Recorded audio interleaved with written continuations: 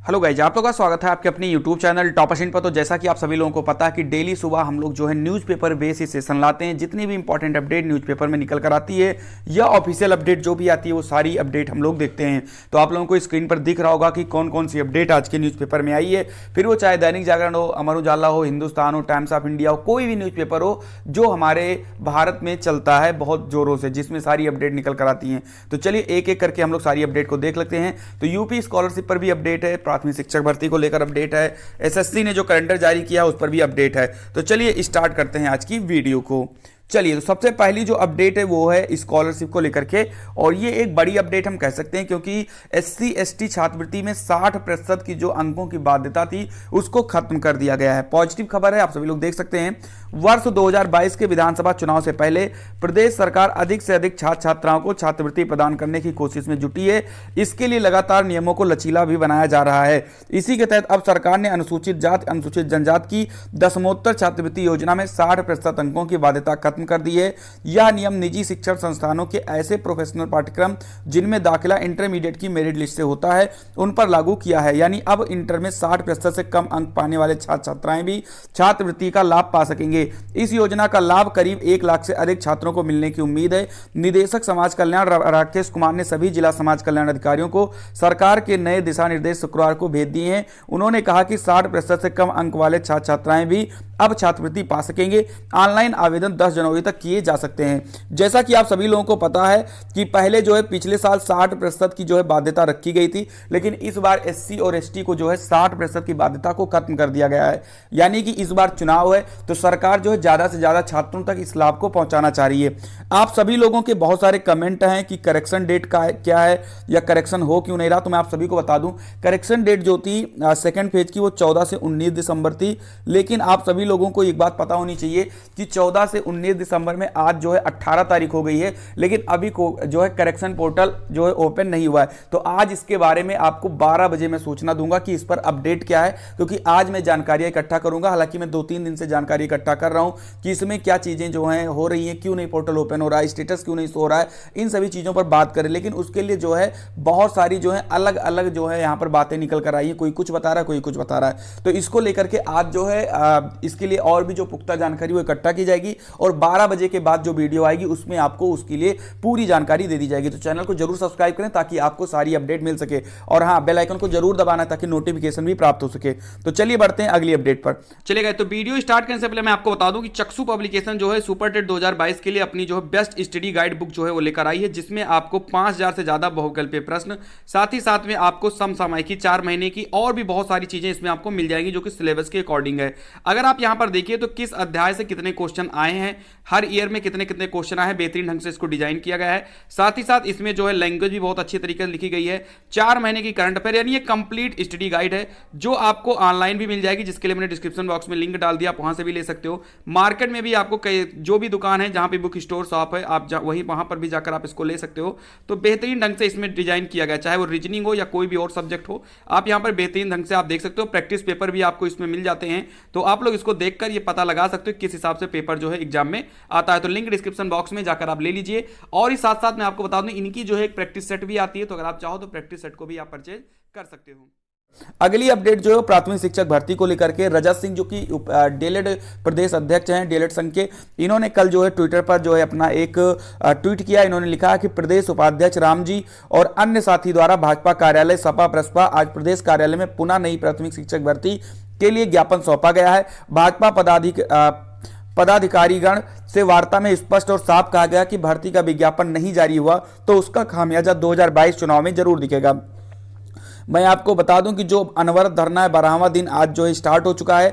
छात्र वहां पर धरने पर बैठे हैं, साथ ही साथ जो हैं और भी जो छात्र हैं वो ज्ञापन वगैरह भी दे रहे हैं, क्योंकि लोग भर्ती की मांग कर रहे हैं। और इसका रीजन सिर्फ यही है क्योंकि आप सभी लोगों को पता है कि चुनाव जो है जल्दी आने वाला, चुनाव के बारे में भी अपडेट है, अभी हम आगे देखते हैं। और जो है उसके बाद में अगर आचार संहिता लग जाती है तो कोई भर्ती आएगी नहीं। फिर सरकार चाहे बने, किसी की भी सरकार बने, चाहे भाजपा की सरकार आए, सपा की सरकार आए, बसपा की सरकार आए, किसी की भी अगर सरकार आती है तो आप सभी को पता है कि 1 साल के अंदर तो भर्ती कोई नहीं आने वाली है। सरकार बनने में 1 साल के बाद ही कोई भर्ती आएगी और तब तक जो है बड़ा ज्यादा लेट हो जाएगा, यहां पर छात्रों का यह मानना है।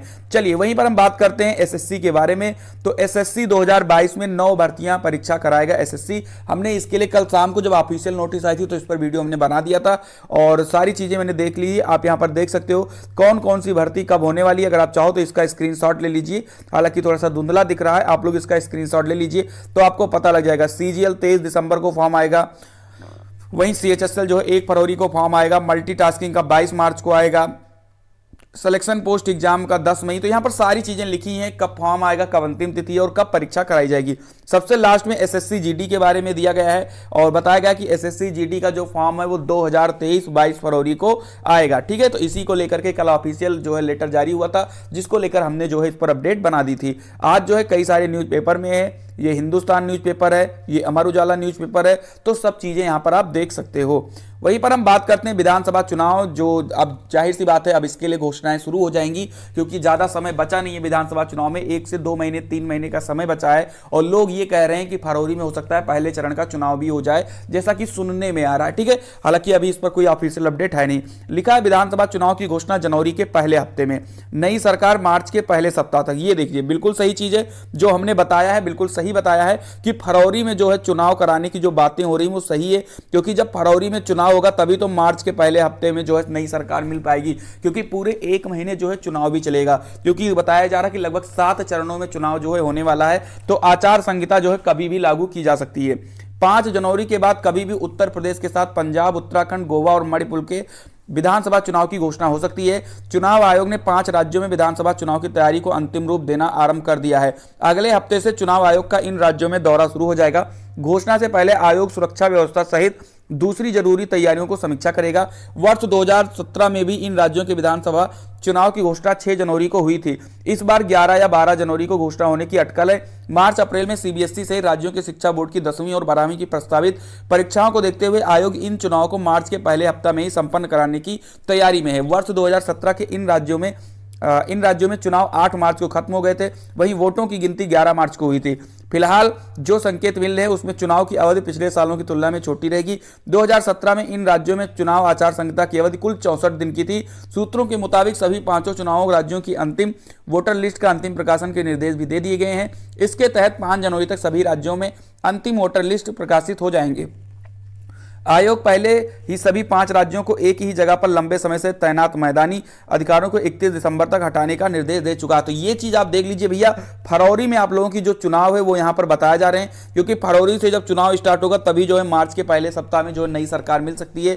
ठीक है, या जो भी होगा, जो सरकार है वो तो आगे पता लगेगा, लेकिन यहां पर चुनाव जो है फरवरी में हो जाएगा। और जो मतलब सूचना मिल रही है वो यही मिल रही है कि 7 चरणों में जो है चुनाव उत्तर प्रदेश में कराए जाएंगे। तो भैया आप मान के चलिए कि आचार संहिता में ज्यादा समय है नहीं, ज्यादा से ज्यादा 10 से 15 दिन जो है आचार संहिता में और बचे हुए हैं। ठीक है, तो ऐसे में जो है चीजें आप देख लीजिए कैसे भर्ती निकलवानी है, उसके लिए धरना वरना जो है वो देना स्टार्ट करिए सभी लोग। यहां पर देखिए एक और अपडेट, फिर गलत जारी हुई असिस्टेंट प्रोफेसर की उत्तर कुंजी। ठीक है, आपको बता दूं कि तीसरी बार जो है असिस्टेंट प्रोफेसर की उत्तर कुंजी जो है जारी की गई है और यहां पर आप देख सकते हैं क्या अपडेट है। अभ्यर्थियों की आपत्ति पर यूपीएचईएससी ने तीसरी बार सुधारी गलती।